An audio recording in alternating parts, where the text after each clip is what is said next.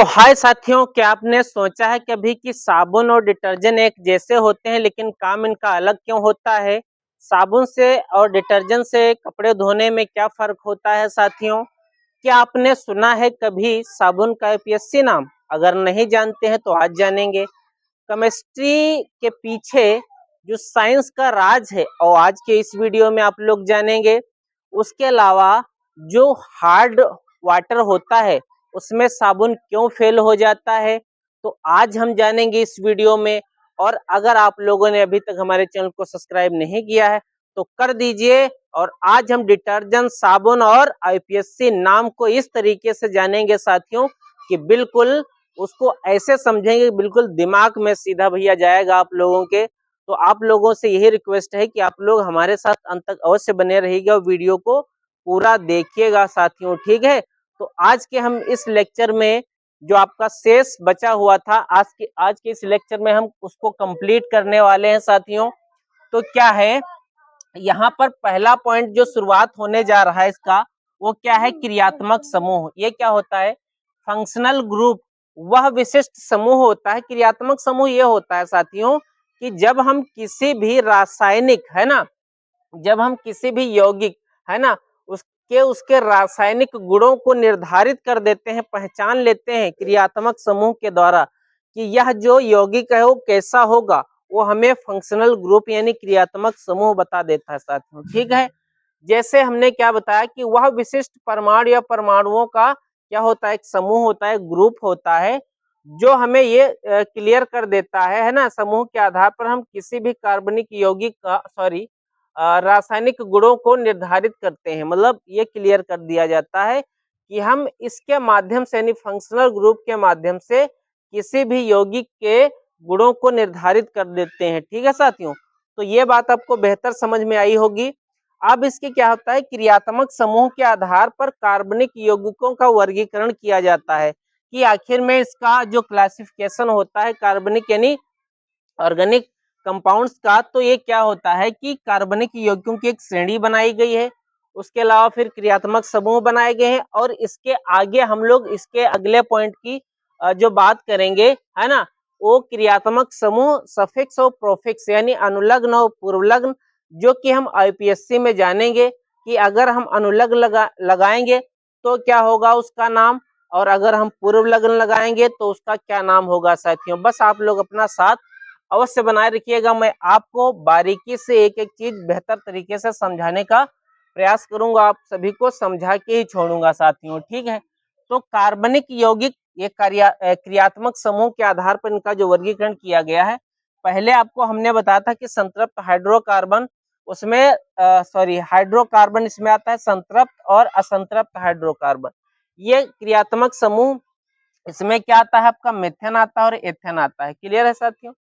उसके अलावा इसमें क्या आता है? द्विबंध और त्रिबंध आता है, जिससे कि हमने यहाँ पर आपको बताया था साथियों। क्लियर है? एथिलीन इसमें आता है एग्जाम्पल में, और एसिटिलीन आता है। क्लियर है?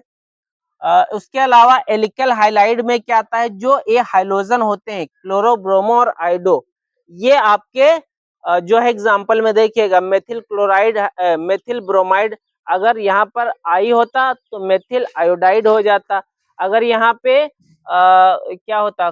Cl यानी क्लोराइड होता तो मेथिल क्लोराइड हो जाता। क्लियर है साथियों?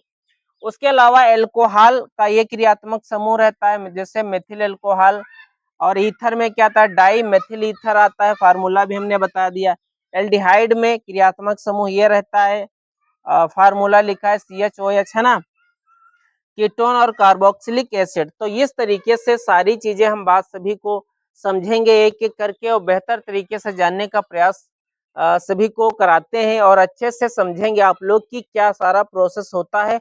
और इस तरीके से हम जो आईपीएससी नाम बनाएंगे वो कैसे बनाएंगे, उनका बनाने का क्या प्रोसेस रहता है, आप लोग अपना प्यार और साथ अवश्य हमारे साथ बनाए रखें। बस पैसेंस रखिएगा, हर चीज आपको समझ में आएगी, बस पैसेंस बना के रखिएगा, ठीक है साथियों। है सजातीय श्रेणी की, ये क्या होता है दोस्तों?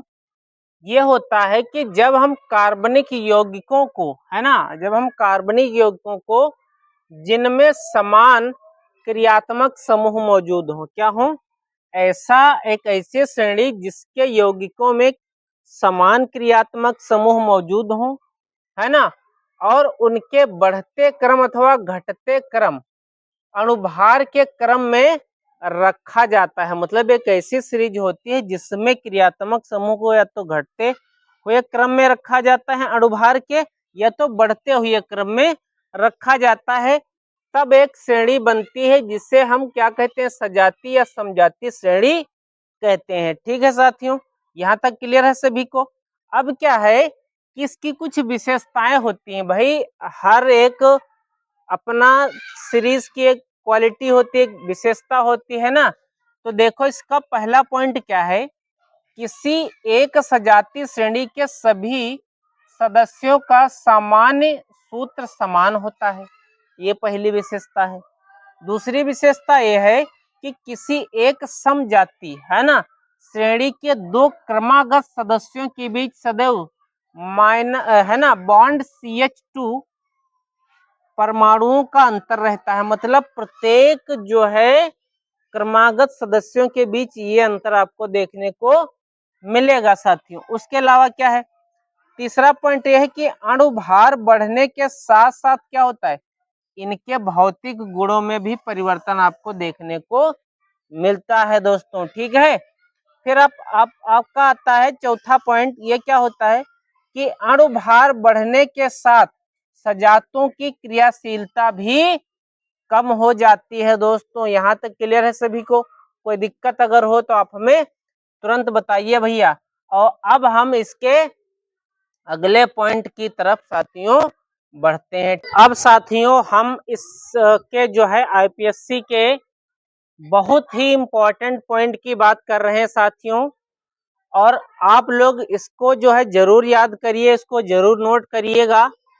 तो मैं अब इस पॉइंट की ओर आ गया हूं और इस पॉइंट के बारे में बात करेंगे। पॉइंट आपका क्या कहता है, कार्बनिक यौगिकों की नाम पद्धति। ये क्या होती है साथियों, एक ऐसी पद्धति होती है कि पूरे वर्ल्ड में किसी भी यौगिक का, है ना, कोई भी यौगिक हो, है ना, उसको एक ही नाम से पूरे दुनिया में, पूरे संसार में जाना जाएगा। वो किसी भी कंट्री में हो, चाहे इंडिया में हो या फॉरेन कंट्रीज में हो, है ना। तो साथियों ये उस यौगिक का नाम सभी जगह एक जैसा ही रहेगा, चाहे जिस भी कंट्री में हो। ठीक है, तो इसलिए बहुत सारे यौगिकों के लिए एक पद्धति बनाई गई जिसका नाम साथियों क्या है, IUPAC नाम है। क्या है, IUPAC, जिसको हम जिनेवा पद्धति भी कहते हैं। तो क्या होता है कि कार्बन यौगिकों की अत्यधिक संख्या होने के कारण, मतलब जब कार्बन यौगिक बहुत सारी संख्या में थे तो ऐसा था कि भैया इनका नाम, है ना, समझने में या लिखने में दिक्कत होती थी। तो इस कारण, है ना, इस पद्धति का जन्म हुआ, जो वैज्ञानिक पद्धति है। क्या है, वैज्ञानिक पद्धति है, जिसे जिनेवा पद्धति या IUC, है ना, IUC पहले से कहते थे, लेकिन अब बाद में इसे IUPAC कहा गया। ठीक है साथियों, जिसे हम IUPAC पद्धति कहते हैं, जिसका पूरा नाम क्या होता है, international union of pure and applied chemistry, जिसका पूरा नाम होता है साथियों। ठीक है, बहुत ही धमाकेदार, बहुत ही इंपॉर्टेंट पॉइंट है साथियों। तो आप लोग इसको याद करिए और नोट्स जरूर बनाइएगा। ठीक है, तो हम किसी भी कार्बन यौगिक का नाम लिखने के लिए हमें क्या पता होने चाहिए, हमको उसके मूलाक्षर पता होने चाहिए। वो क्या होते हैं साथियों, तो यदि कार्बन की संख्या 1 है तो वो मीथेन होगा, अगर कार्बन की संख्या 2 है तो एथेन होगा, अगर कार्बन की संख्या 3 है तो प्रोप होगा, है ना, और अगर कार्बन की संख्या 4 है तो ब्यूट होगा, 5 है तो पेंट होगा, 6 है तो हेक्स होगा, और 7 है तो हेप्ट होगा, है ना, क्या हो जाएगा, हेप्ट होगा। और अगर 8 है तो ऑक्ट होगा, अगर 9 है तो नॉन होगा, और अगर 10 है तो डेक होगा। तो हमें 10 तक ही पढ़ना है, बाकी हमें 12 तक नहीं पढ़ना है। ये आप फर्स्ट ईयर इंटर में जाएंगे तो आपको पढ़ना पड़ेगा साथियों। ठीक है, तो अब क्या होता है कि कार्बन यौगिक जो हम उनके जब नाम लिखेंगे साथियों, तो उनके नाम लिखने के कुछ नियम होते हैं। कौन कौन से नियम होते हैं, देख लीजिएगा, पहला नियम क्या कहता है कि दिए हुए यौगिक की संरचना सूत्र में सबसे लंबी श्रृंखला का चुनाव किया जाता है। यानी जो श्रृंखला हमें दी होती किसी यौगिक की, हम सबसे पहले क्या करते हैं, उसके कार्बन श्रृंखला की सबसे, है ना, लंबी श्रृंखला का चुनाव करते हैं। और चुनाव करने के बाद क्या होता है, चुनाव करने के बाद श्रृंखला के कार्बनों का अंकन कर लेते हैं और उस तरफ से करते हैं, किस तरफ से, है ना, जिस तरफ से या तो क्रियात्मक समूह पहले आ जाए, या कोई बंध पहले आ जाए, या पार्श्व श्रृंखला पहले आ जाए, तभी हम उसको पहले लिख लेते हैं। ठीक है साथियों, तो हमने क्या बताया कि यदि समान शाखा हो, यानी शाखा भी समान हो, और अंकन उस तरफ से करते हैं जिस तरफ से शाखा पहले आ जाए। अगर कोई ब्रांच दिया है, कोई शाखा दिया हो, चाहे मेथिल की हो चाहे एथिल की हो, अगर वो पहले दी है तो हम उस तरफ से अंकन पहले करेंगे। ठीक है साथियों, और अगला चौथा नंबर क्या है, यदि शाखा समान हो और स्थान भी समान हो। अब तो समस्या ये फंस गई कि शाखा भी समान हो स्थान भी समान हो, तब श्रृंखला का अंकन उस तरफ से करते हैं जिस तरफ से अगली शाखा उसको क्या मिले भैया, कम अंक मिले, है ना, जिसको कम अंक मिलेंगे, है ना, यानी जो सबसे पहले आएगी उसी को हम पहले लिख लेंगे साथियों। ठीक है, फिर क्या है, अंग्रेजी वर्णमाला के अनुसार जो क्रम पहले आएगा उसे हम पहले लिखेंगे। अगर अंग्रेजी में ABCDEF जो लेटर्स होते हैं ना, अगर कोई लेटर्स जो है ई है ना, अगर ई से शुरू होता है जैसे एथेनॉल, और उससे पहले अगर क्या है, उससे उसके बाद में अगर, है ना, प्रोप है तो पी देखो बाद में आता है, ई पहले आता है, तो हम ई को लिखेंगे ना कि पी वाले को लिखेंगे। ठीक है साथियों, उसी तरीके से छठा पॉइंट क्या है कि एक से अधिक समूह हो तो क्या होगा, एक से अधिक समूह हो तो क्या होगा, अगर क्रियात्मक समूह तो पहले हम उसको वरीयता देंगे, और अगर द्विबंध दिया है तो उसको वरीयता देंगे उसके बाद, फिर उसके बाद त्रिबंध को, फिर पार्श्व श्रृंखला को हम वरीयता दे देंगे। ठीक है साथियों, तो आई होप ये चीज आपको बेहतर समझ में आई होगी, हमने आपको अच्छे समझाया है। तो अब हम इसके जो अगले पॉइंट है उनको भी समझते हैं। तो अब हम बात करेंगे IPSC प्रणाली में मुख्य क्रियात्मक समूहों को लिखने की वरीयता। मतलब हम जब क्रियात्मक समूह अगर किसी यौगिक में पाया जाएगा तो हम उसको कैसे लिखेंगे, ये प्रोसेस हम जानेंगे इसमें। जैसे कि हिंदी में आप लोग पढ़ते हैं तो उसमें क्या पढ़ते हैं, जैसे प्रत्यय उपसर्ग पढ़ा जाता है, लगाया जाता है, उसी तरीके से इसमें पूर्वलग्न और अनुलग्न का उपयोग हम लोग करते हैं कार्बनिक यौगिकों को लिखने में। तो क्या होता है ये कि कार्बोक्सिलिक अम्ल जो होता है इसका जो क्रियात्मक समूह होता है COOH होता है। ठीक है, जिसका पूर्वलग्न मतलब जो पहले लगाया जाता है, अनुलग्न का मतलब होता है जो बाद में लगाया जाता है। ठीक है, तो इसका पूर्वलग्न क्या हो जाएगा, कार्बोक्सी, और इसका हो जाएगा ओइक अम्ल। क्लियर है, उसके अलावा एस्टर का COOR, ये क्या है, एलिकल समूह होता है, एलिकल कार्बोक्सिली, इसको OH हम लोग लिखते हैं अनुलग्न में।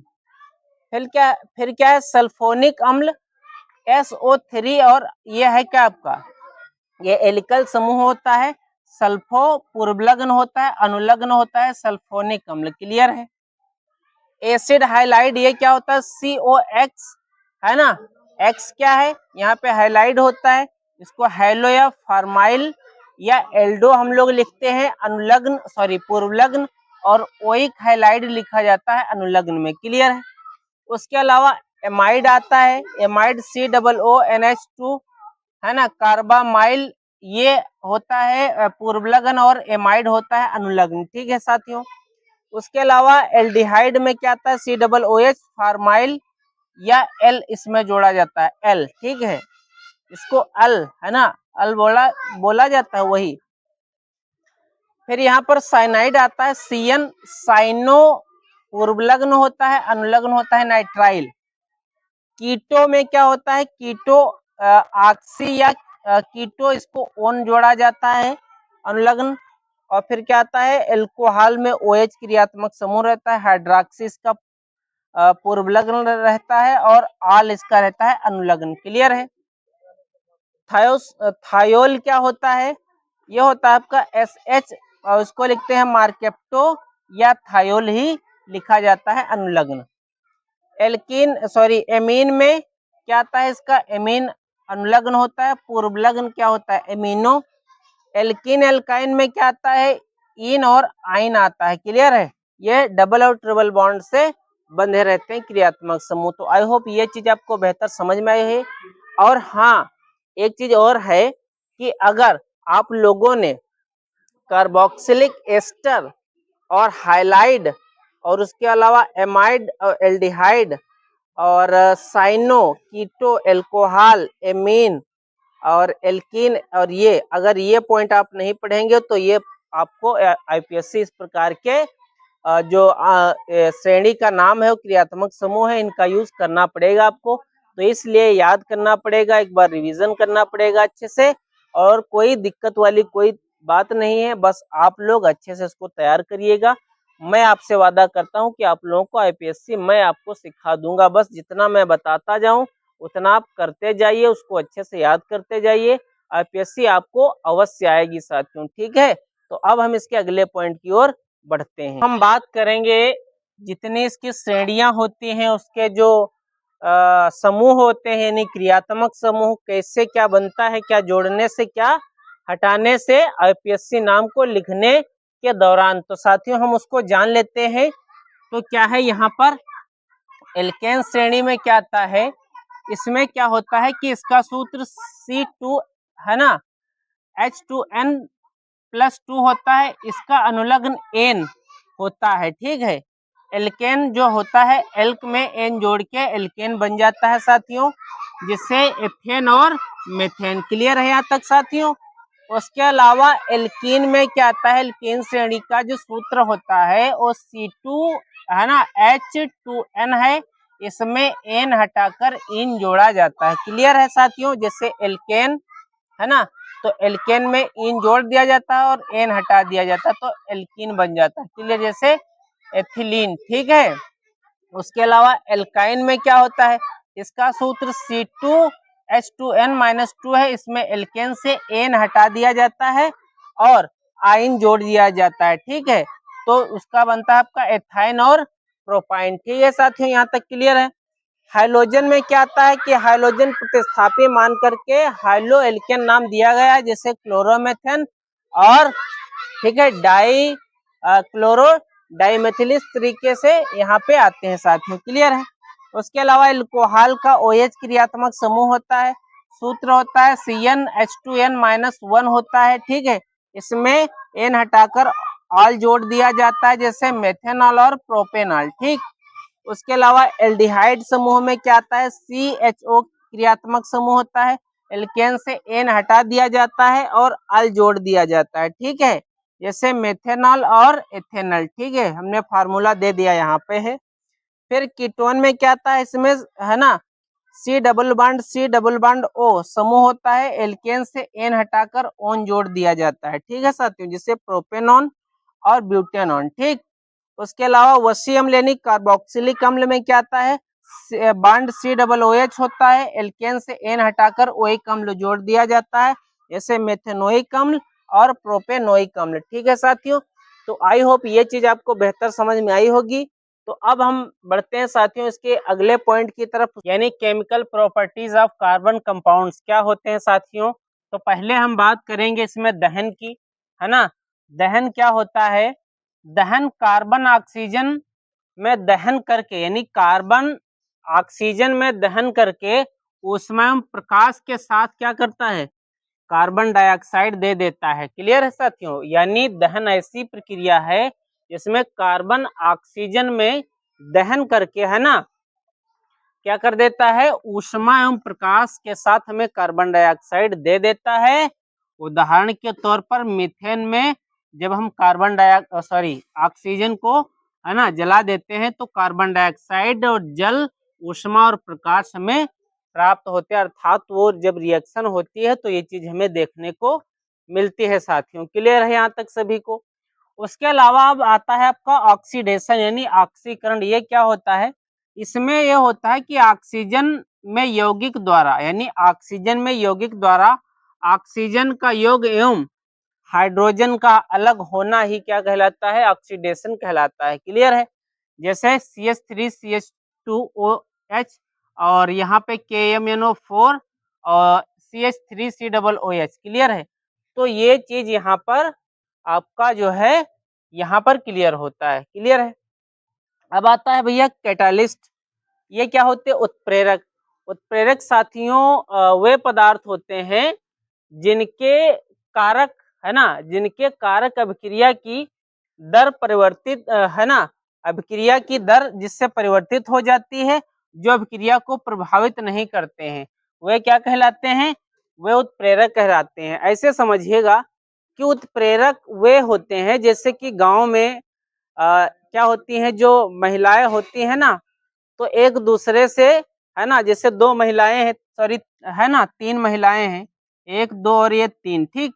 तो क्या है साथियों, इसमें ये वाली जो महिला है, ये वाली महिला, अब इसने क्या किया, इसने इसकी बात इससे झगड़ा करवा दिया है ना, लेकिन इसका काम कुछ नहीं है, इसने इस दोनों से झगड़ा करवा दिया और वो कुछ काम नहीं कर रही है ना, यानी झगड़ा लगवाने का काम होता है, जो अभिक्रिया को मतलब झगड़ा को बढ़ा देते हैं, है ना, लड़ाई झगड़ा बढ़ा देते हैं, वही होता है यहाँ पे कैटालिस्ट। सेम उसी तरीके से काम करता है, यानी उत्प्रेरक ऐसे पदार्थ होते हैं जो किसी भी अभिक्रिया की दर को क्या कर देते हैं? तेज कर देते हैं, है ना, लेकिन उनका उस अभिक्रिया में कोई है ना ज्यादा इंपॉर्टेंस या अभिक्रिया की दर कोई पर इनका कोई प्रभाव नहीं पड़ता है। क्लियर है साथियों, वे कैटालिस्ट कहलाते हैं। ठीक, यहाँ तक क्लियर सभी को।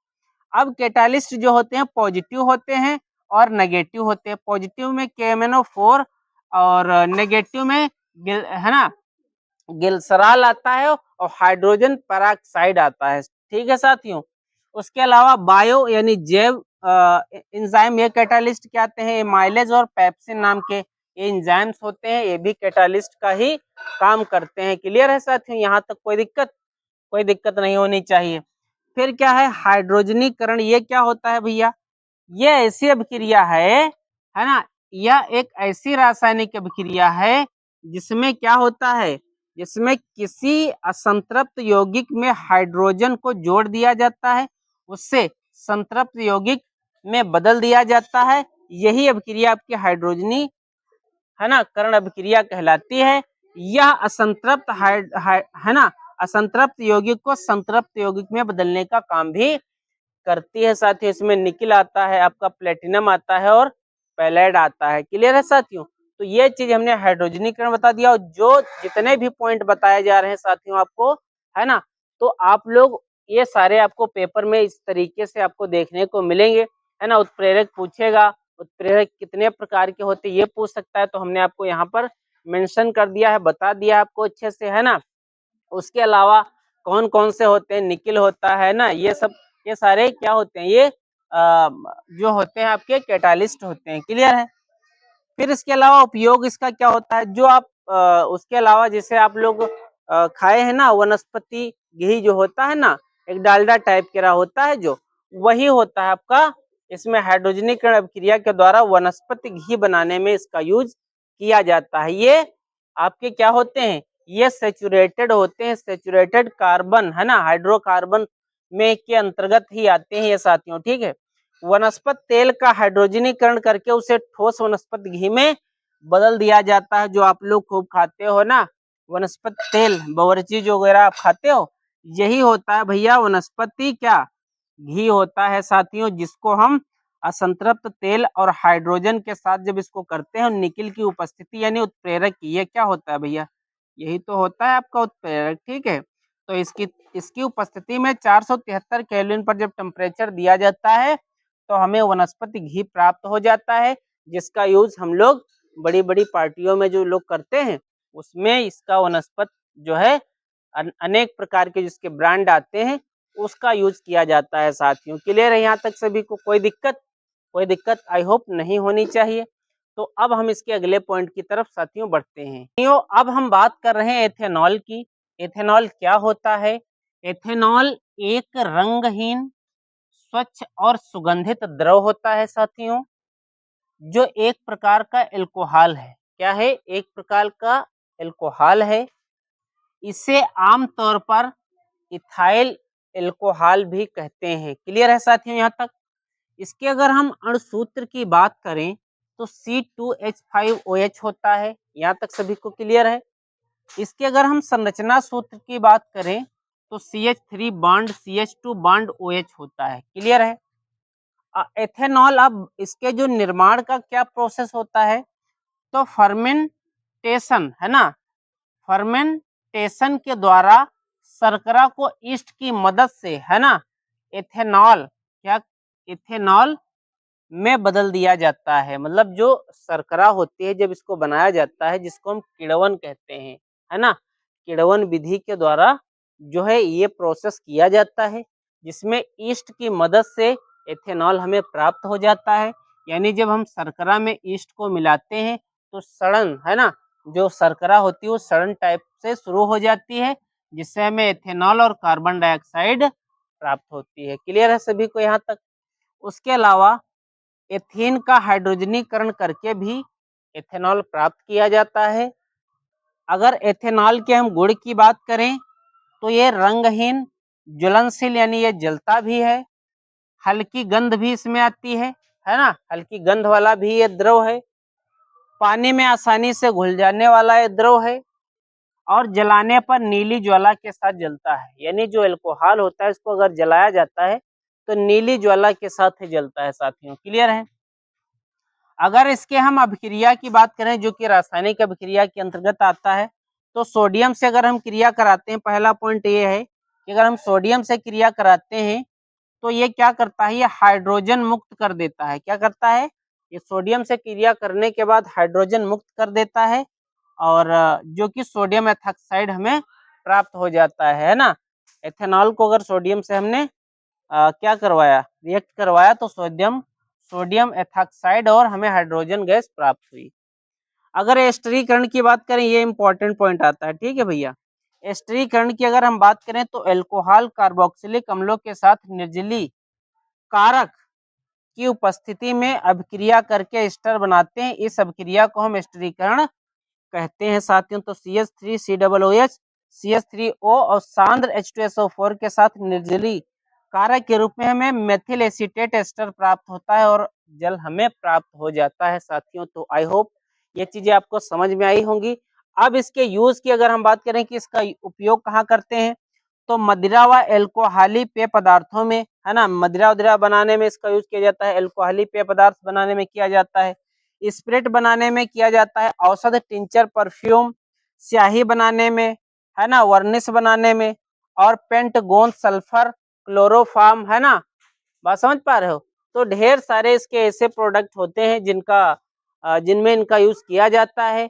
तो आई होप ये चीज आपको बेहतर समझ में आई होगी। ये इंपॉर्टेंट पॉइंट आपका है साथियों, ठीक है। इम्पॉर्टेंट जो पॉइंट है वो बहुत ही इंपॉर्टेंट है साथियों। तो आई होप आप लोगों को ये चीजें बेहतर समझ में आ रही होंगी। अब हम इसके आगे पॉइंट की तरफ बढ़ते हैं और उसको भी एक आसान तरीके से सीखते हैं। और तो किण्वन क्या होता है साथियों, हमने आप सभी को अभी जस्ट कुछ ही सेकंड पहले बताया था कि किण्वन एक ऐसी जैविक प्रक्रिया है जिसमें सूक्ष्म जीव, है ना, सूक्ष्म जीव की मदद से शर्करा को एल्कोहल, कार्बन डाइऑक्साइड या एसिड में बदला जाता है। उससे हम किण्वन अभिक्रिया कहते हैं। क्या होता है, जैसे आप सभी लोगों के घरों में आप जो सिरका खाते हैं ना, वो किण्वन विधि के द्वारा ही बनाया जाता है, जिसे हम एसिटिक एसिड भी कहते हैं। तो लास्ट में यही पॉइंट निकल के आया था कि एसिड में भी बदला जाता है। यहाँ तक क्लियर है सभी को? उसके अलावा एल्कोहल भी उससे बनाई जा सकती है, और उसमें जो एक प्रकार की स्मेल निकलती है वो ही होती है आपकी कार्बन डाइऑक्साइड साथियों, ठीक है। तो ये किससे बनाया जाता है, तो गन्ने के रस से बना दिया जाता है। उसके अलावा सीरे का एल्कोहल बनाया जाता है, सीरे से भी बनाया जा सकता है, फलों के रस से भी बनाया जा सकता है, चाहे वो नींबू हो, है ना, उससे उसके रस से भी बना दिया जाता है। और जो संतरे हैं, है ना, नींबू, संतरे, इस प्रकार के जो फल होते हैं उससे भी जो है क्या एल्कोहल या एसिड यानी सिरका टाइप जो है वो बनाया जा सकता है साथियों। ठीक है, इसका उपयोग हम कहाँ कहाँ करते हैं किण्वन का, जो आप लोग ब्रेड खाते हैं है ना, बिस्किट्स खाते हैं, और जो आप लोग पाव रोटी खाते हैं उसको बनाने में भी ईस्ट का प्रयोग किण्वन विधि का प्रयोग किया जाता है।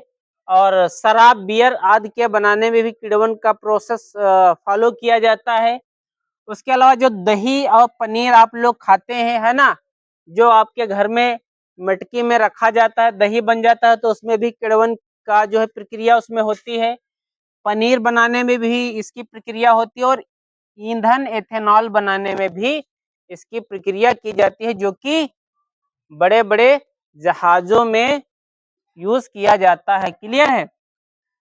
फिर अब वेरी वेरी इंपॉर्टेंट पॉइंट आपका आता है, वेरी वेरी इंपॉर्टेंट पॉइंट है साथियों, ये क्या होता है, साबुन है ना। साबुन क्या होता है, जिसका यूपीएससी नेम होता है सोडियम ऑक्टा है ना, ऑक्टा डेकोनोएट है ना, ऑक्टा डेकोनोएट ये नाम होता है, सोडियम ऑक्टा डेकोनोएट होता है साबुन का जो है आईयूपीएससी नाम, यानी international union of pure and applied chemistry का ये नाम होता है साथियों। साबुन क्या होता है, उच्च वसी अम्लों के साथ सोडियम एवं पोटेशियम है ना, सोडियम एवं पोटेशियम है ना लवण, जो सोडियम पोटेशियम लवण होते हैं है ना, को ही कहते हैं साबुन। हम क्या कहते हैं, को ही हम लोग क्या कहते हैं, साबुन कहते हैं। ठीक है साथियों, यहाँ तक क्लियर है। उसको ही हम लोग क्या कहते हैं, उसको हम लोग साबुन कहते हैं। ठीक है, यानी सोडियम और पोटेशियम जो लवण होते हैं इनको मिलाने से और उच्च वसी अम्लों के मिलाने से हमें साबुन प्राप्त हो जाता है। ठीक है, जिसका हमने आईपीएससी नेम बता दिया है।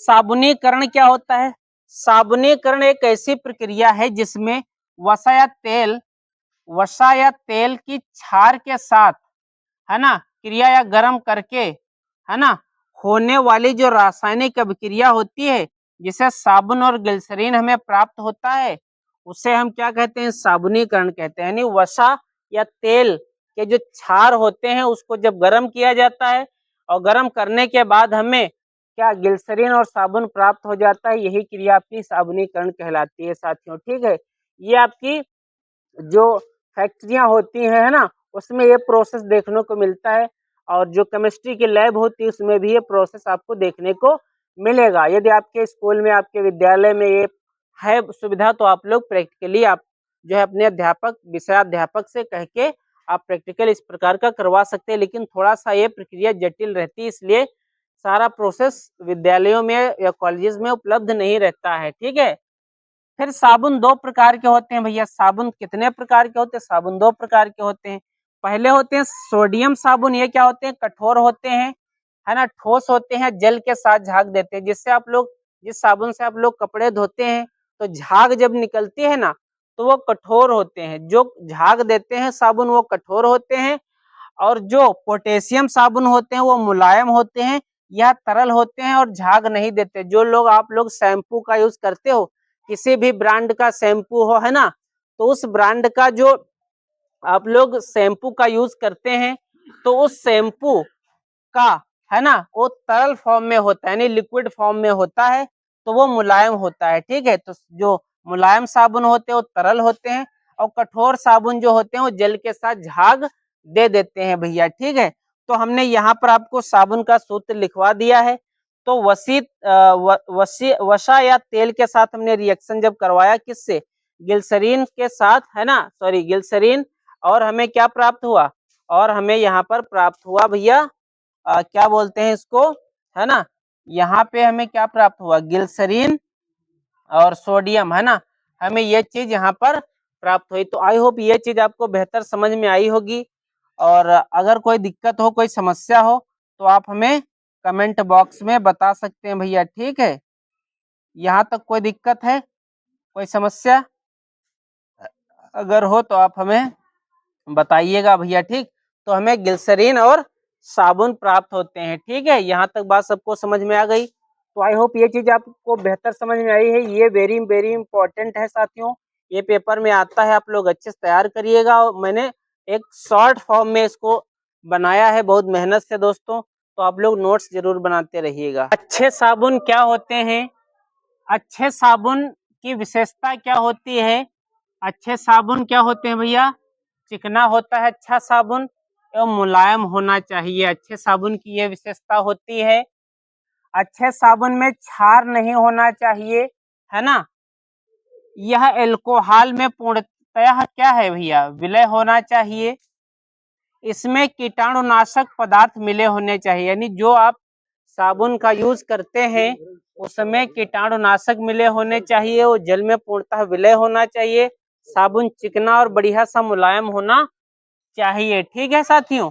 उसके अलावा अब मिक्सचर आता है, ये इंपॉर्टेंट है भैया, पेपर में कई बार पूछा गया है बोर्ड के। तो ये क्या होता है कि जब साबुन के अणु जल में इस प्रकार व्यवस्थित होते हैं, जब साबुन में जल के अणु इस प्रकार से व्यवस्थित होते हैं कि उनके जल रहित सिरे गंदगी या तेल की ओर होते हैं। मतलब क्या होता है कि जो उनके सिरे होते हैं, है ना, वो गंदगी या तेल की सिरे की ओर होते हैं और जल प्रेमी सिरे पानी की ओर होते हैं। यानी जो पानी के साथ जिनका कनेक्शन होता है वो क्या होते हैं? वो उधर की ओर मुड़े रहते हैं, जो क्या होते हैं? गोलाकार संरचना बनाते हैं, है ना। यानी उनकी संरचना कैसी बनती है? जो गोलाकार बनती है उसे क्या कहते हैं? उसे हम मिसेल कहते हैं। क्या कहते हैं? मिसेल कहते हैं साथियों। ठीक है। साबुन के अणु, है ना, साबुन के अणु में दो भाग होते हैं। कौन कौन से? एक होता है हाइड्रोफोलिक, है ना, हाइड्रोफिलिक फिलिक सिरा होता है, और एक होता है हाइड्रोफोबिक पूंछ। तो पहला वाला सिरा जल से जुड़ा रहता है और दूसरा सिरा तेल से जुड़ा रहता है ना। क्लियर है साथियों यहाँ तक? उसी के कारण जो कपड़े की गंदगी होती है वो निकल पाती है। तो उसमें मिसल जो प्रोसेस रहता है, मिसल का जो प्रोसेस लगता है, इसी के कारण जो कपड़े होते हैं उनकी जो गंदगी लगी रहती है वो धुल जाती है। क्लियर है? तो उसके लिए ये दो पॉइंट इंपॉर्टेंट है, हाइड्रोफिलिक सिरा और हाइड्रोफोबिक सिरा। ये जल और तेल से जुड़े रहते हैं। क्लियर है साथियों? मिसेल का कार्य क्या होता है? गंदगी को घेरता है, यानी जो गंदगी उसको कवर करता है, उसे पानी में फैला देता है ना, फैलाने योग्य बना देता है, और फिर वह पानी के साथ जो गंदगी होती है वो बाहर निकल जाती है। ये काम होता है मिसेल का। तो आई होप ये चीज आप बेहतर समझ पाए होंगे। हमने आपको अच्छे से समझाने का प्रयास किया। अच्छे से अगर समझ पाए हैं तो नोट भी साथ साथ में करते रहें। और हाँ, अपने दोस्तों के पास भैया भेज जरूर दीजिए, ताकि वो लोग भी सीख सकें। क्योंकि आप सीख रहे हो तो वो क्यों छूटे। तो हमारे कहने का मतलब यही है भैया, आप सीखो तो दूसरे लोग भी सीखें, है ना। अकेला जो है ज्ञान आप पास, अकेले अपने पास ज्ञान मत रखिएगा, सबको शेयर करिए, भेजिए भैया। तो अब हम चलते हैं भैया डिटर्जेंट की ओर, है ना। अब डिटर्जेंट जानते हैं कि डिटर्जेंट क्या होता है साथियों। क्लियर है? अब दोस्तों हम आ चुके हैं इस क्लास के लास्ट पॉइंट की ओर। तो बस आप लोग अपना स्नेह हमारे साथ बनाए रखिए। तो लास्ट पॉइंट क्या है इस क्लास का साथियों? साबुन के उपयोग, है ना। साबुन शरीर एवं कपड़ों की सफाई में काम आता है। जो क्या होते हैं, सेविंग, है ना, जो सेविंग्स वाले होते हैं इनकी शॉप में इसका यूज किया जाता है, साबुन का यूज, है ना। चर्म रोग, जो चर्म रोग होते हैं उसमें औषधियां टाइप की कई सारी मेडिसिन होती हैं जिसका यूज हम लोग करते हैं और उससे हमें लाभ प्राप्त होता है। चाहे एक्जिमा हो, है ना, चाहे कई प्रकार के डिजीज, चर्म से रिलेटेड बीमारियां हो जाती जिसमें हम लोग अच्छे साबुन का यूज करते हैं, जो कि औषध युक्त होते हैं, जिसका हमें लाभ प्राप्त होता है साथियों। क्लियर है? उसके अलावा आप डिटर्जेंट, ये इंपॉर्टेंट है भैया पेपर के लिए। डिटर्जेंट क्या होता है? जो लोग, आप लोग जो निरमा पाउडर यूज करते हैं उस प्रकार का जो डिटर्जेंट होता है वही होता है डिटर्जेंट या मार्जक। क्लियर है?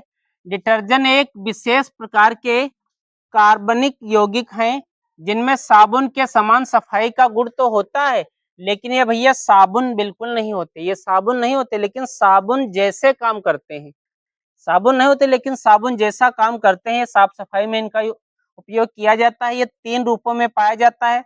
जो आपका डिटर्जेंट होता है 3 रूपों में पाया जाता है। डिटर्जेंट पाउडर होता है आपका, डिटर्जेंट केक, जो आप कपड़े धोने वाली साबुन आती हैं कई प्रकार की, है ना, और तरल डिटर्जेंट यानी लिक्विड फॉर्म में होता है। एक बाल्टी पानी में डालकर उसमें से कुछ ml जो है उस लिक्विड डिटर्जेंट को डाल दिया जाता है, जिससे कपड़े अच्छे से साफ हो जाते हैं। तो लिक्विड फॉर्म में भी साथियों ये पाया जाता है। तो इसका फार्मूला ये हमने आपको बता दिया है, ये डिटर्जेंट का फार्मूला होता है जो कि आर्टिफिशियल यानी कृत्रिम बनाया जाता है। ठीक है साथियों, इसकी विशेषताएं क्या होती है? ये कठोर या मृदु होते हैं, है ना, कठोर भी हो सकते हैं, मृदु भी हो सकते हैं। ये तेल, इसमें तेल भैया नहीं होता, तेल रहित होते हैं। ये रेशों को नुकसान नहीं पहुंचाते हैं, जबकि साबुन रेशों को नुकसान पहुंचा देता है। ये इस अंतर में अब देख लीजिए, साबुन और डिटर्जेंट में अंतर क्या होता है। साबुन को बनाने में तेल प्रयुक्त हो जाता है, चाहे अरंडी का तेल हो, चाहे मूंगफली का तेल हो, है ना, कई प्रकार के जो ऑयल्स हैं उनका यूज करके हम साबुन बनाते हैं। जबकि डिटर्जेंट पाउडर बनाने में हम तेल का यूज नहीं करते भैया, क्लियर है। साबुन जो है वो टिकिया के रूप में होती है ना, बहुत सारी टिकिया के रूप में होती हैं जो आप लोग लाते हो, साबुन स्नान करने वाला हो या कपड़े धोने वाला, यह पाउडर के रूप में पाया जाता है। जो डिटर्जेंट होता है वो पाउडर के रूप में पाया जाता है। हमने केक के रूप में और तरल के रूप में, है ना, इस रूप में पाया जाता है। इसका उपयोग कोमल रेशों को साफ करने में इसका यूज हम लोग नहीं करते हैं, जबकि डिटर्जेंट का उपयोग हम कोमल रेशों को साफ करने, जो सिल्की टाइप के रेशे होते हैं, है ना, अच्छे टाइप के रेशे जो होते हैं, तो उस प्रकार के रेशों को साफ करने के लिए हम लोग डिटर्जेंट पाउडर का यूज करते हैं। तो आई होप आप लोग ये चीज बेहतर समझ पाए होंगे। अगर कोई दिक्कत आती है तो आप हमें कमेंट बॉक्स में बता सकते हैं। आई होप ये चीज आपको बेहतर समझ में आई होगी। हमने 100% आपको कोशिश करके समझाया है। अगर किसी प्रकार की समस्या हो तो आप हमें कमेंट में यस या नो में जवाब दे सकते हैं। और आप सभी का हमारे साथ अंत तक बने रहने के लिए दिल की गहराई से आप सभी का आभार व्यक्त करता हूं। और आप लोग अपना प्यार और स्नेह बनाए रखिएगा। मैं आप सभी के लिए यूं ही अच्छे से अच्छा और बेहतरीन कंटेंट उपलब्ध कराता रहूंगा। आप सभी का तहे दिल से बहुत बहुत शुक्रिया। Thank you so much. जय हिंद, वंदे मातरम।